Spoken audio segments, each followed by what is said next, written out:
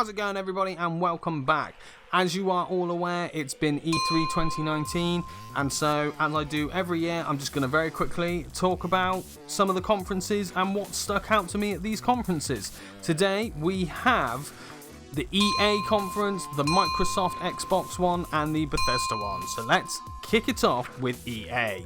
So EA's conference, EA Play as they called it for E3 2019, was, it wasn't really that interesting to me personally. There was only really one game that interested me, and so the rest of it I just really wasn't that bothered about, as crazy as it sounds. The games they spoke about was Apex Legends, Battlefield 5, FIFA, Madden, and Sims 4 expansion. Those 5 games, now, they're big games, a lot of people like them, but they're not games that I'm personally interested in, so I'm not going to talk about those at all.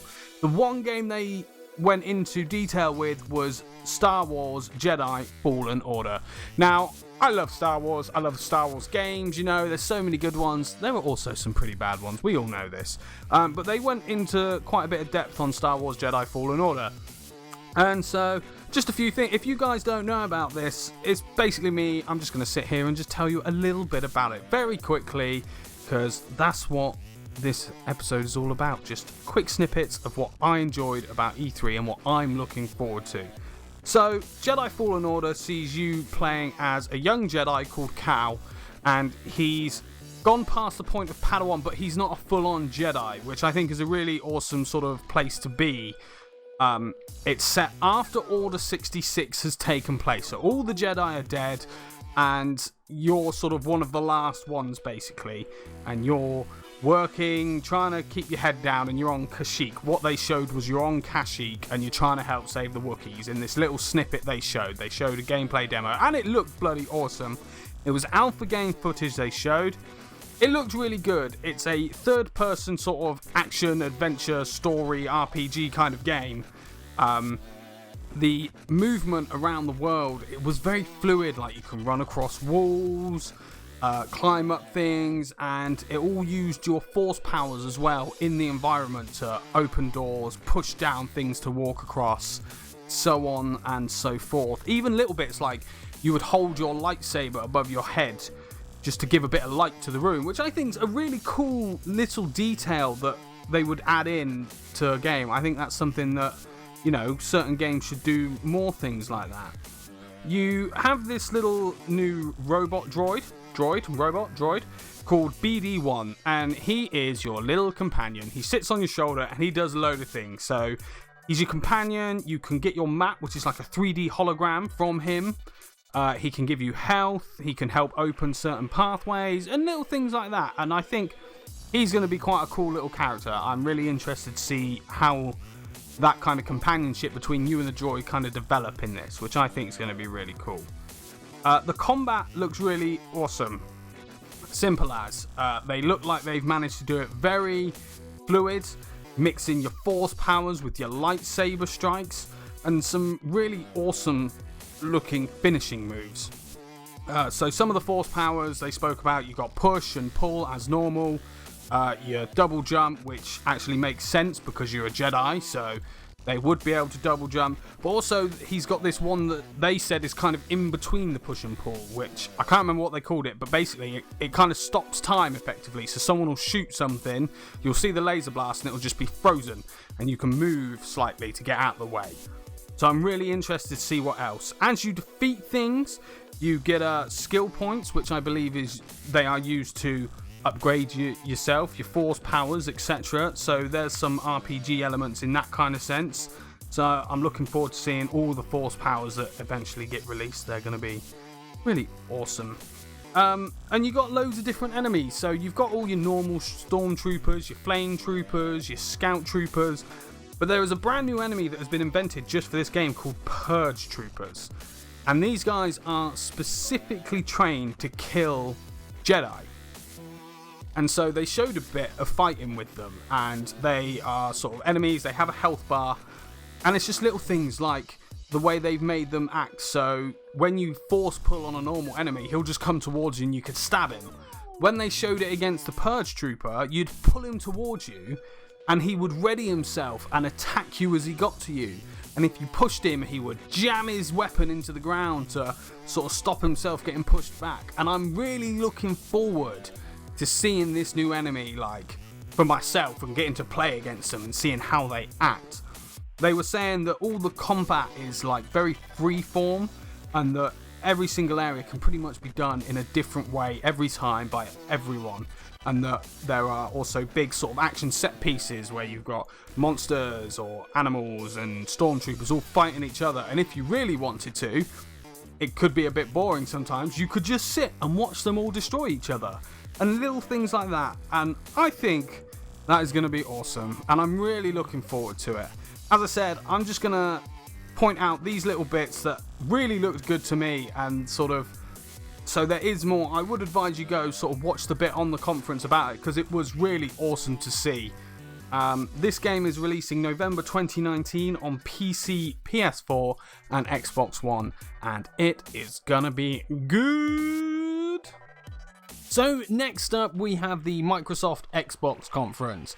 So once again, as before, there's a few things in this that caught my eye. Now, they showed a lot of stuff. I think they said they showed something like over 60 games at their conference. So here's just a few that really stuck out to me. Bleeding Edge was the first one that sort of really caught my eye. It's a 4v4 melee third-person game. It looks like it's kind of in the same sort of vein as like an Overwatch-looking styled game. And its technical alpha is on June 27th of this year, and this is actually by Ninja Theory, who are now part of Microsoft. So this is technically a first-party game, which Xbox do need to kind of try and do more of, and I think they realise this. So that's really good, and I think that will be really cool. I'm looking forward to seeing more of that. One that stood out to me, and it's interesting because I am not a fan of the franchise itself, but is actually Minecraft Dungeons. Now, I'm not a fan of Minecraft. It was never really my thing, but what they've done is they've taken the whole aesthetic of Minecraft and shoved it into that Diablo kind of dungeon crawler game. So you got the from up top view, and you're going around dungeons. You got 4-person co-op, which is either online or couch. Now, I think if they've done this right, which it looks like they have, that actually this could be quite fun, and even I would probably enjoy playing it. That is out spring 2020. The next one, which intrigued me, was actually The Blair Witch.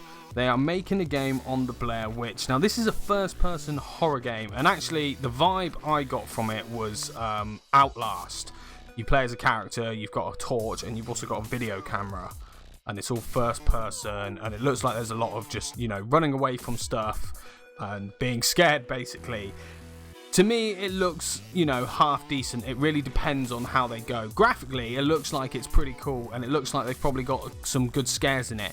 One thing I did realise to myself, though, was that a lot of the scares you saw to make it scarier look like there's a lot of jump scares. And I'm hoping that they don't rely on that, and actually they make it quite an atmospherical scare throughout the game as well. But we'll see how that goes. That is released on August 30th. The next one is, of course, Cyberpunk 2077 by CD Projekt Red. Now, this was quite a short presentation. As always, it just looks awesome. They just showed, you know, a small video, and then right at the end of that video, which looked incredible, by the way, they then had Keanu Reeves as a character in the game, which everyone went mental for, and since it happened, a lot of people on the internet have gone mental, and then he popped up on the stage, and he then gave us the release date, which will be April 2020, so I'm looking forward to that. It's gonna be awesome. The next one was Battletoads. Now, this just looks like good fun, you know. It looks like it's got a really cool art style. It's a side-scrolling beat-em-up like the old games were. And you can have 3-player couch co-op. You know, simple, short, sweet. It was a very short presentation, but it looks like it's going to be quite fun and a really enjoyable one to play with friends. The next thing that they talked about that stood out to me was actually the Xbox Game Pass. They spoke quite a lot about different things about this, but the one that really stood out was actually this new one that they're doing called Xbox Game Pass Ultimate. Now, this actually seemed like a really good deal. I can't remember the exact price off the top of my head, and for some reason I didn't write it down. I think it was $15.99 a month. But that allows you to have Xbox Game Pass for console and PC, and also have Xbox Live Gold, which you know, if you're into this kind of thing and you've got all the consoles and PC and you pay for Xbox Games Pass already, this is a really good deal, and actually I think is a really good thing that they've done. So if you're into that, definitely give that a look. The next one was Dragon Ball Z Kakarot. Now this was Dragon Ball Z Project Z, if you remember, which I think was announced at, I think it was E3 last year. They just showed a little snippet and called it Project Z, and they've now renamed it to Dragon Ball Z Kakarot. Now, the first thing I will say is it looks pretty damn beautiful. It looks really good. It's got that really nice aesthetic to it. The action in the game that they showed looks really awesome, and it looks like it's going to follow the story of Goku. Now, I like that. I'm a big Dragon Ball Z fan, so, you know, I think that's really good. But at the same time, I'm sat here thinking, what's new?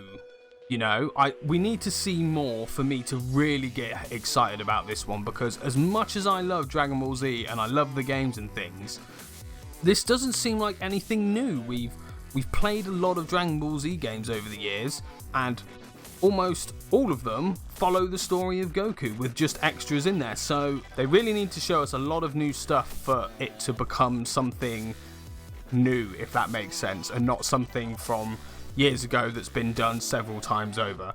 That is released in early 2020. Now, the next one is Elden Ring, it's called, which is a new game from Hidetaka Miyazaki and George R.R. Martin. I apologise for ruining that name. So that's the guy from Software, and of course the guy who did Game of Thrones.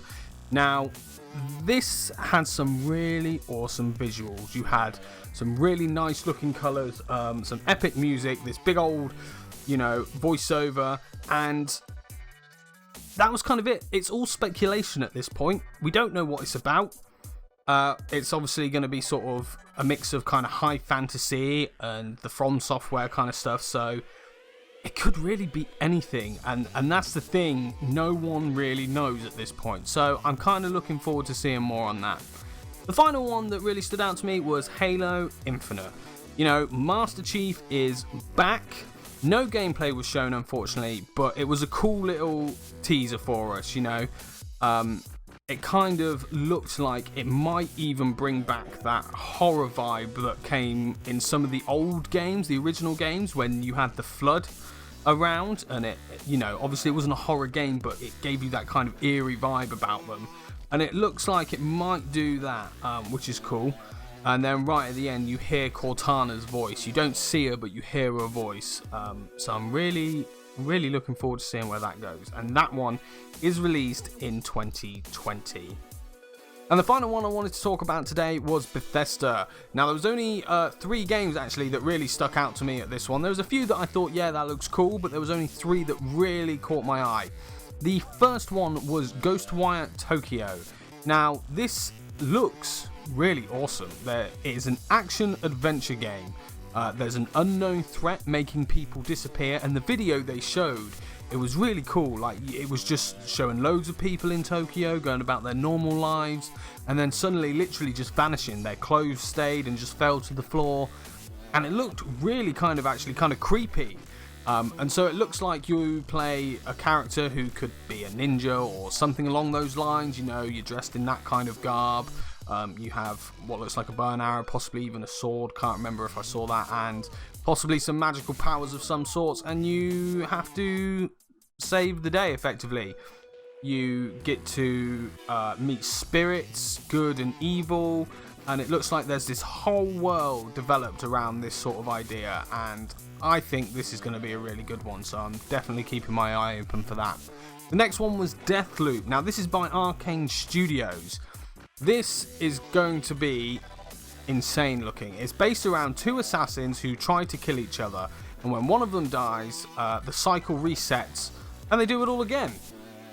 That's the impression I got from it. Now, Arcane Studios are brilliant for crazy stories with absolutely meticulous level designs that just coincide absolutely brilliantly. And they were saying, once again, as always, the gameplay is very open-ended, so you can just do things however you want, and that there are endless ways in which you can kill people and do the levels and so on and so forth. So definitely looking forward to that one. And the last one is Doom Eternal. Now, there's not really much I can say about this. It's Doom. It looks awesome.